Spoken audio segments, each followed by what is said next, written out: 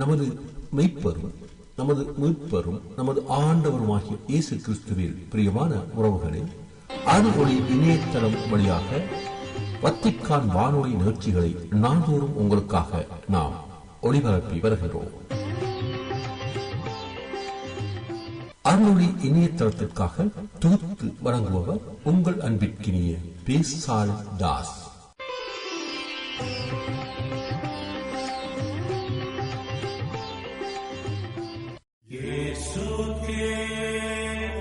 லவ்தேத்தூர் இயேசுஸ் கிறிஸ்துஸ். இயேசு கிறிஸ்துவுக்கு புகழ். தமிழ் கூறும் நல்லுலகில் வாழும் அனைத்து அன்பு உள்ளங்களுக்கும் வத்திக்கான் வானொலியின் வணக்கம். இறைவன் உங்கள் உள்ளத்தையும் இல்லத்தையும் தன் அன்பாலும் அருளாலும் அமைதியாலும் இன்றும் என்றும் நிரப்புவாராக.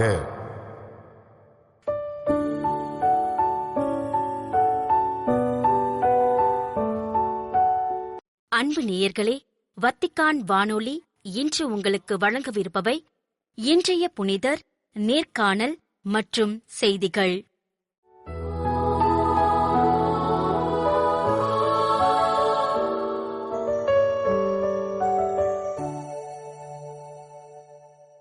இன்றைய புனிதர்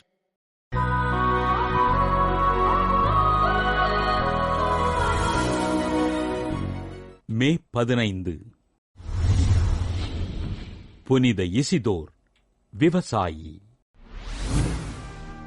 ஸ்பெயின் நாட்டிலுள்ள மாட்ரிட் பகுதியில் ஏழ்மையான விவசாய குடும்பத்தில் கிபி 1070 பிறந்தார் இசிதோர். விவசாய பணிகளைச் செய்த இவர் மேரி தே லா கபேசா என்பவரை திருமணம் செய்து கொண்டு இல்லற வாழ்வினை ஏற்றார். இறைபக்தியில் சிறந்திருந்த இசிதோரும் கபேசாவும் எளிய மக்கள் மீதும் ஆதரவற்றோர் மீதும் அன்பு கொண்டு அவர்கள் வாழ்வதற்கு தேவையான உதவிகள் செய்தனர். விலங்குகளும் இறைவனுடைய படைப்பே என்று அறிவித்த இசிதோர் உடல்நிலை சரியில்லாத விலங்குகளுக்கு தேவையான மருத்துவ உதவிகளைச் செய்து பராமரித்தார். அனுதினமும் திருப்பலியில் பங்கு கொண்டு நற்கருணை ஆண்டவரை சுவைத்த இவர் தான் பணி செய்யும் இடத்தில் மிகுந்த மரியாதையோடு நடத்தப்பட்டார். தன் உழைப்பின் மூலம் ஈட்டிய செல்வங்களை ஏழைகளுக்கு அளித்து வாழ்ந்த இசிதோர் கிபி 1130 மே 15 விண்ணகமடைந்தார். 40 ஆண்டுகளுக்குப் பின்பு இசிதோரின் கல்லறை தோண்டப்பட்ட போது இவரின் உடல் அழியாமல் அப்படியே இருக்க இசிதோரின் உடலுக்கு வணக்கம் செலுத்தப்பட்டு ஸ்பெயின் நாட்டிலுள்ள அந்திரேயா ஆலயத்தில் அடக்கம் செய்யப்பட்டது. இசிதோரின் கல்லறையில் வேண்டுதல் செய்பவர்களுக்கு புதுமைகள் நிகழ கிபி 1622 மார்ச் 12 திருத்தந்தை 15 கிரகோரியார் இசிதோரை புனிதராக உயர்த்தினார். புனித இசிதோர் விவசாயி திருவிழாவினை கொண்டாடுகின்ற நாம் நம் நாட்டிற்காகவும் நமது நாட்டினை நல்ல தலைவர்கள் அரசாள வேண்டுமென்றும் ஜெபிப்போம்.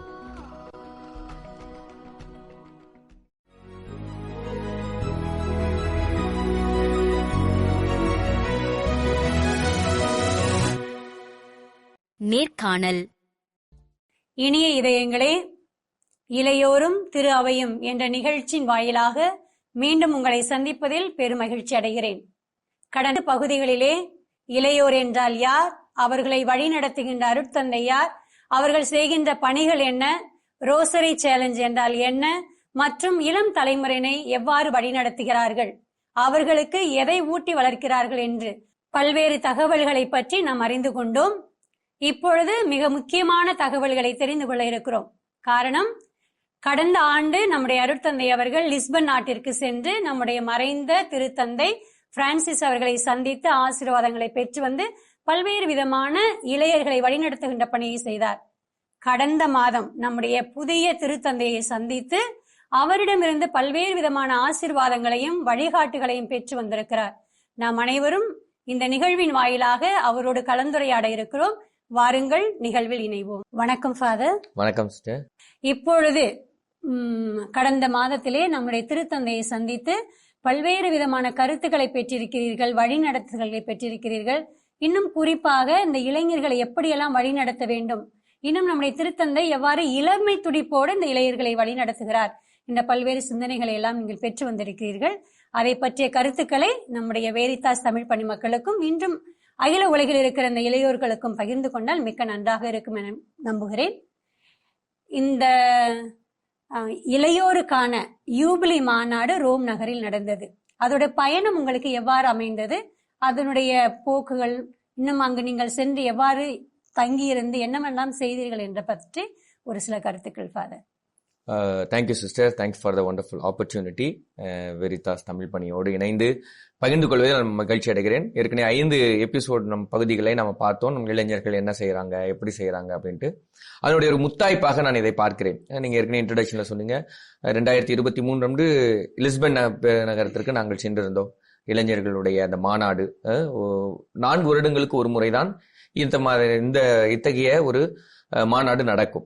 இந்த இளைஞர்களுடைய மாநாடு, வேர்ல்டு யூத் டே என்று சொல்லி எல்லா உலகத்தில் இருக்கிற அகில உலக இளைஞர்கள் இளம் பெண்களுக்கு அழைப்பு கொடுத்து அவர்கள் எல்லாம் அங்கு வந்து விடுவார்கள்.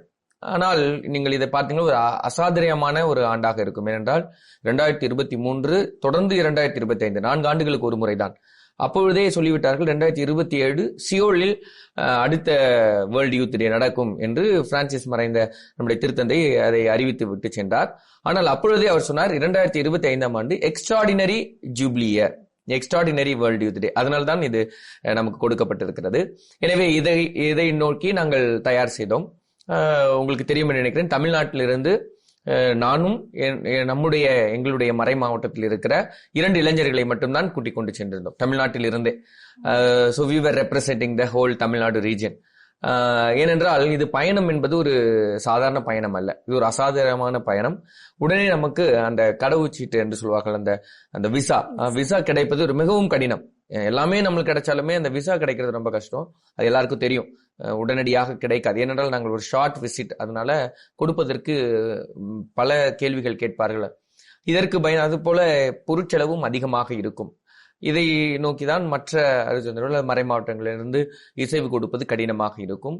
ஆனால் இதை நாங்கள் ஒரு திருத்தூது பயணமாக, ஒரு நல்ல ஒரு பயணமாக மேற்கொள்ள வேண்டும் என்கிற ஒரு ஜெபத்தோடு நாங்கள் இதை ஆரம்பித்தோம். அப்படியாகத்தான் எங்களுடைய பயணம் துவங்கியது. மிக கடினப்பட்டோம். ஏற்கனவே போர்ச்சுகல் போகும் பொழுதே மிகவும் கடினப்பட்டு தான் சென்றோம். கடைசி ஒரு வாரத்தில் தான் எங்களுக்கு செவ்வாய்க்கிழமை நாங்கள் போக வேண்டும் என்றால் எங்களுக்கு கிடைத்தது வெள்ளிக்கிழமை தான் எங்களுக்கு கிடைத்தது. அதே போல் இந்த ஆண்டும் நாங்கள் 27ஆம் தேதி ஞாயிற்றுக்கிழமை மாலை எங்களுக்கு ஃபிளைட். ஆனால் எங்களுக்கு கிடைத்தது, அந்த விசா கிடைத்தது ஃப்ரைடே தான் கிடைச்சது, வெள்ளிக்கிழமை தான் கிடைச்சது. ஏன்னா அவ்வளவு பெரிய ஒரு போராட்டத்தோடு தான் இந்த பயணத்தை துவங்கினோம். But God's gift. ஏன்னா எங்களோடு நிறைய பேர் அப்ளை பண்ணவங்களுக்கு ரிஜெக்ட் ஆயிடுச்சு.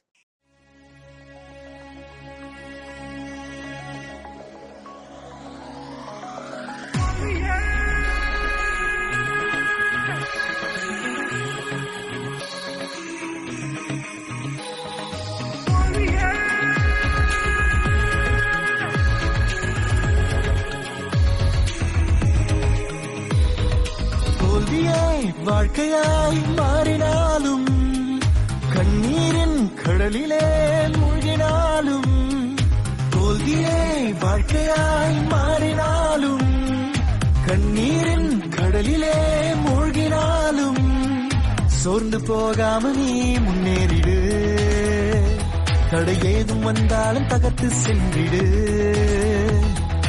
சோர்ந்து போகாம நீ முன்னேறிடு. தடை ஏதும் வந்தாலும் தகர்த்து சென்றிடு. Achievers, achievers, we are achievers. Achievers, achievers, we are achievers. Achievers, achievers, we are achievers. Achievers, achievers, we are achievers.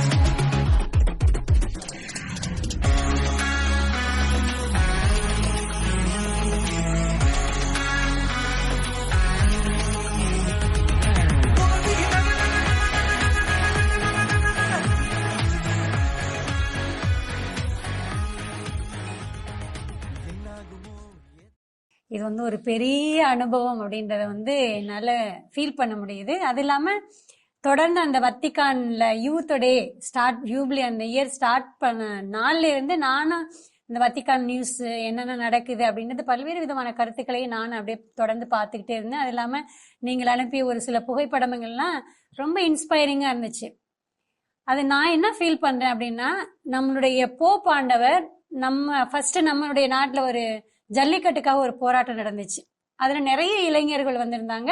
அதுதான் பெரிய ஒரு போராட்டமாக மாறி ஒரு நல்ல ஒரு வெற்றி கொண்டுச்சு. அதே மாதிரி முதல்ல நம்முடைய திருத்தந்தை பதவியேற்று சிறு சிறு குழுக்களாக சந்தித்திருக்கிறார். ஆனால் இதுதான் முதல் முறையாக ஒரு பெரிய அளவில் லட்சக்கணக்கான இளைஞர்களை சந்தித்ததாக நான் நினைச்சு பெருமைப்படுறேன். அப்ப நம்முடைய திருத்தந்தை அவர்கள் இளைஞர்களுக்காக எவ்வளவு உறுதுணையாக இருக்கிறார் அப்படின்றத நினைச்சு நான் ரொம்ப பெருமைப்படுறேன். இப்ப நான் உங்கள்ட்ட என்ன தெரிஞ்சுக்கணும்னு நினைக்கிறேன்னா, இந்த தமிழ்நாட்டில இருந்து நிறைய குருக்கள் இருக்கிறாங்க. நீங்க முன்னாடி உள்ள பகுதிகள்லாம் சொன்னீங்க. ஒவ்வொரு பாரிஷ்க்கும் ஒரு யூத் டிரெக்டர் இருக்கிறாங்க, ஒவ்வொரு டயசஸ்க்கு இருக்கிறாங்க அப்படின்னு நிறைய விஷயங்கள்லாம் சொன்னீங்க. நீங்க மட்டும்தான் இதுல வந்து சூஸ் பண்ணிருக்கிறாங்க. அதை நினைச்சு நீங்க என்ன ஃபீல் பண்றீங்க? ஏன்னா ஒரு புனிதர்களை பார்த்தாவே மோட்சத்துக்கு போயிடுவாங்க அப்படின்னு சொல்லுவாங்க. ஒரு புனிதரை நேர்ல பார்த்தோம்னா கண்டிப்பா மோட்சம் தான் கிடைக்கும் அப்படிலாம் சொல்லுவாங்க. நீங்க வந்து இது 2வது அனுபவம் உங்களுக்கு. அது இல்லாம 2 திருத்தந்தையை நேரில் பார்க்கக்கூடிய ஒரு அனுபவம். அதை நினைச்சு நீங்க என்ன ஃபீல் பண்றீங்க? நம்மளோட டயசஸ் நினைச்சு நீங்க என்ன ஃபீல் பண்றீங்க? Sister, first of all I would like to thank God.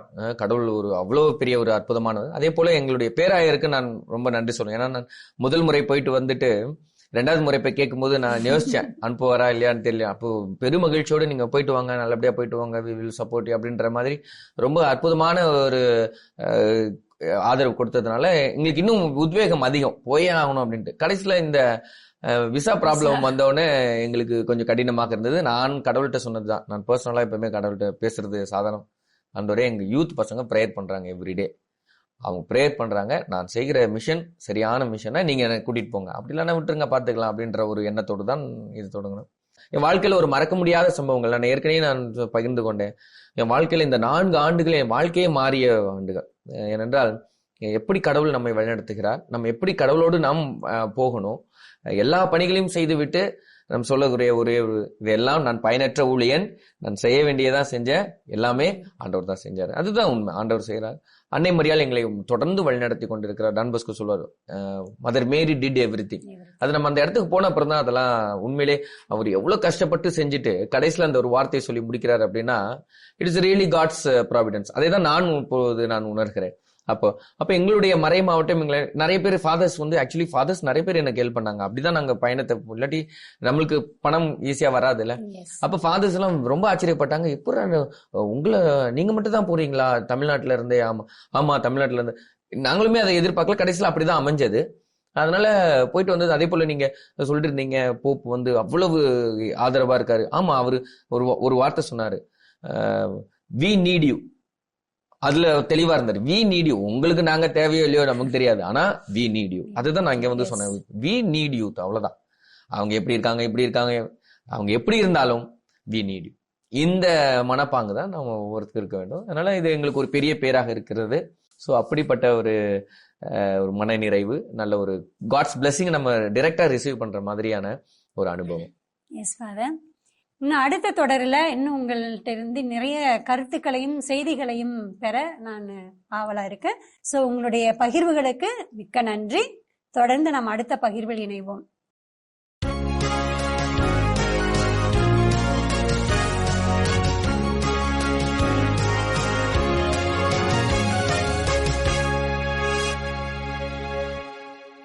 செய்திகள். உண்மையை கண்டறிய இளைஞர்கள் துணிவுடன் முன்வர வேண்டும் என்றும், பல்கலைக்கழக வாழ்க்கை வெறும் ஏட்டுக்கல்வியோடு நிறுத்திக் கொள்ளாமல் அது புதிய உறவுகளை கண்டடையவும், கருத்துக்களை பரிமாறவும், தன்னைத்தானே செதுக்கிக் கொள்ளவும் கிடைத்த ஒரு பொற்காலமாக போற்ற வேண்டும் என்றும் திருத்தந்தை 14ஆம் லியோ அவர்கள் கூறினார். மே 14 வியாழனன்று ரோமில் உள்ள சபியன்சா பல்கலைக்கழகத்திற்கு மேற்கொண்ட மேய்ப்பு பணி பார்வையின் ஒரு பகுதியாக அங்குள்ள பேராசிரியர்கள் மற்றும் மாணவர்களுக்கு ஆற்றிய உரையில் இவ்வாறு திருத்தந்தை கூறினார். அப்பல்கலைக்கழகத்தின் கல்விசார் மேன்மை மற்றும் அதன் செயல்பாடுகளை பாராட்டிய திருத்தந்தை குறிப்பாக போதிய வசதியற்ற மாணவர்கள் மாணவர்கள், மாற்றுத்திறனாளிகள், சிறை கைதிகள் மற்றும் போர் சூழல் நிலவும் பகுதிகளிலிருந்து புலம்பெயர்ந்தவர்கள் ஆகியோருக்கு இப்பல்கலைக்கழகம் வழங்கி வரும் ஆதரவை சுட்டிக்காட்டினார். மேலும் இன்றைய இளைஞர்கள் எதிர்கொள்ளும் எதிர்பார்ப்புகள், கேள்விகள் மற்றும் கவலைகள் குறித்து தனது சிந்தனைகளை பகிர்ந்து கொண்ட திருத்தந்தை போர் சூழல், மிதமிஞ்சிய ஆயுத செலவுகள் மற்றும் செயற்கை நுண்ணறிவின் தவறான பயன்பாடுகள் குறித்தும் எச்சரிக்கை விடுத்தார். கல்வி, அமைதி, சமூக நீதி மற்றும் இயற்கை பாதுகாப்பு ஆகியவற்றில் அதிக முதலீடு செய்ய வேண்டியதன் அவசியத்தை வலியுறுத்திய திருத்தந்தை பல்கலைக்கழகங்கள் வெறும் அறிவாளிகளை மட்டும் உருவாக்காமல் நல்லொழுக்கம் மிக்க மனச்சான்றுகளை வடிவமைக்க வேண்டும் என்றும் அவர்களை கேட்டுக்கொண்டார். இறுதியாக, கற்பித்தல் என்பது ஒரு மனிதாபிமான பணியும் அன்பின் கொடையுமாகும் என்று சுட்டிக்காட்டிய திருத்தந்தை மாணவர்கள் மற்றும் ஆசிரியர்கள் அனைவரும் இணைந்து அமைதி, நம்பிக்கை மற்றும் மனிதநேயமிக்க எதிர்காலத்தை செதுக்க வேண்டும் என்று கூறி தனது உரையை நிறைவு செய்தார். இயேசு கிறிஸ்துவில் கடவுள் உண்மையாகவே மனிதரோடு ஒன்றிணைந்தார் என்றும் அவர் இன்றும் தூய ஆவியாரின் துணையோடும் திரு அவையின் மறைபொருள் வாழ்வின் வழியாகவும் நம்மோடு இடைவிடாது உடனிருக்கிறார் என்றும் திருத்தந்தை 14ஆம் லியோ அவர்கள் கூறினார். முத அரசு வருக 2026 எனும் கிறிஸ்தவ ஒன்றிப்பு இறைவேண்டல் முன்னெடுப்பில் இணைந்துள்ள அனைவருக்கும் காணொளி வாயிலாக தனது வாழ்த்துக்களை தெரிவித்த திருத்தந்தை இந்த இறைவேண்டல் முயற்சியில் பங்கேற்போர் அனைவருடனும் தான் ஆன்மீக ஒருமைப்பாட்டுடன் இணைந்திருப்பதாகவும் குறிப்பிட்டார். இம்மானுவேலே வாரும் என்ற திருவருகை காலத்தின் அழைப்பை குறித்து எடுத்துக்காட்டிய திருத்தந்தை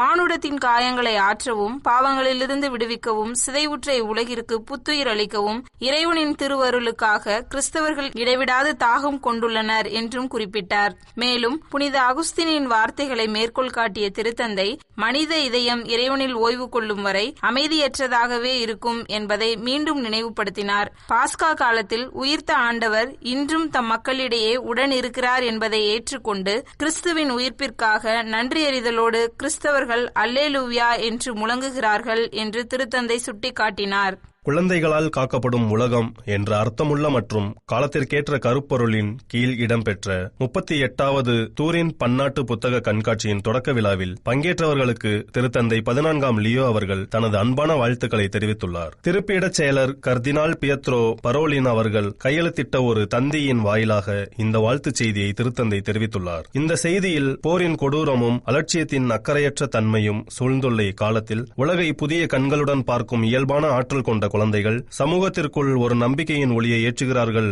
என்று திருத்தந்தை குறிப்பிட்டுள்ளார். ஒவ்வொரு மனிதனின் உன்னத மதிப்பையும், குறிப்பாக சமுதாயத்தால் கைவிடப்பட்ட மற்றும் பாதிக்கப்படக்கூடிய மக்களின் மாண்பையும் மக்கள் உணர்ந்து கொள்வதற்கு இலக்கியம் ஒரு முக்கிய கருவியாக அமைய வேண்டும் என்று திருத்தந்தை வலியுறுத்தியுள்ளார். மக்களுக்கு இடையே உரையாடலை ஊக்குவிப்பதிலும் நல்லிணக்கத்தை நிலைநாட்டும் பாலமாக செயல்படுவதிலும் கலாச்சாரம் எவ்வளவு வலிமையானது என்பதை இந்த நிகழ்வு மீண்டும் உலகிற்கு நினைவூட்டும் என்று திருத்தந்தை 14ஆம் லியோ நம்பிக்கை தெரிவித்துள்ளார். இறுதியாக இந்நிகழ்வில் பங்கேற்ற அனைவருக்கும் தனது திருத்தூது ஆசிரை வழங்கி செய்தியை திருத்தந்தை நிறைவு செய்துள்ளார். உண்மையான கல்வி என்பது ஒரு மனிதனின் அக ஆற்றலை முழுமையாக மேம்படுத்துவதாய் அமைய வேண்டும் என்றும் அது அறிவு சுடரையும் ஒழுக்க நெறிமுறைகளையும் வளர்ப்பதோடு பொறுப்புணர்வு மிக்க சுதந்திரத்தையும் சமுதாய பொதுநலனுக்கான அர்ப்பணிப்பையும் மாணவர்களிடம் விதைக்க வேண்டும் என்றும் திருத்தந்தை 14ஆம் லியோ அவர்கள் கூறியுள்ளார். பொலிவியா கத்தோலிக்க பல்கலைக்கழகம் தொடங்கப்பட்டு 60 ஆண்டுகள் நிறைவதையொட்டி அனுப்பிய வாழ்த்து கடிதம் ஒன்றில் இவ்வாறு கூறியுள்ள திருத்தந்தை திரு அவைக்கும் சமுதாயத்திற்கும் இப்பல்கலைக்கழகம் ஆற்றிய 6 சதாப்த கால சேவைகளுக்காக தனது நன்றியையும் தெரிவித்துள்ளார். ஒரு கத்தோலிக்க பல்கலைக்கழகம் என்பது வெறும் தொழில்நுட்ப பயிற்சிக்கான அல்லது பயனுள்ள அறிவை உருவாக்குவதற்கான ஒரு மையம் மட்டுமல்ல என்றும் மாறாக அது ஆராய்ச்சி, கற்பித்தல் மற்றும் சேவை ஆகியவற்றின் வழியாக மனித மாண்பையும் கலாச்சார பாரம்பரியத்தையும் மேம்படுத்துவதற்காக அர்ப்பணிக்கப்பட்ட ஒரு உண்மையான கல்வி சமூகம் என்றும் திருத்தந்தை சுட்டிக்காட்டினார். இப்பல்கலைக்கழகத்தின் தாரக மந்திரமான வெரிதாஸ் இன் கரிடேட் என்பது குறித்து பேசிய திருத்தந்தை கிறிஸ்தவர்களை பொறுத்தவரை உண்மை என்பது இறுதியில் இயேசு கிறிஸ்துவின் ஆளுமையில்தான் கண்டறியப்படுகிறது என்றும் அவரே கடவுளையும் மனித குலத்தின் மிக உன்னதமான அழைப்பையும் வெளிப்படுத்துகிறார் என்றும் குறிப்பிட்டார். இத்துடன் வத்திக்கான் வானொலியின் தமிழ் ஒளிபரப்பு நிறைவு பெறுகிறது. உங்கள் செவிமடுத்தலுக்கு நன்றி. தொடர்ந்து வத்திக்கான் வானொலியுடன் இணைந்திருங்கள். இறையாசிர் பெறுங்கள். இதுவரையும் நீங்கள் செவியுற்றது வத்திக்கான் வானொலியின் இன்றைய நிகழ்ச்சிகள். மீண்டும் மற்றொரு வத்திக்கான் வானொலி நிகழ்ச்சியில் உங்கள் அனைவரையும் சந்திக்கும் வரை அன்பு விடைபெற்றுச் செல்வது உங்கள் அன்பின் பேசாலை தாஸ்.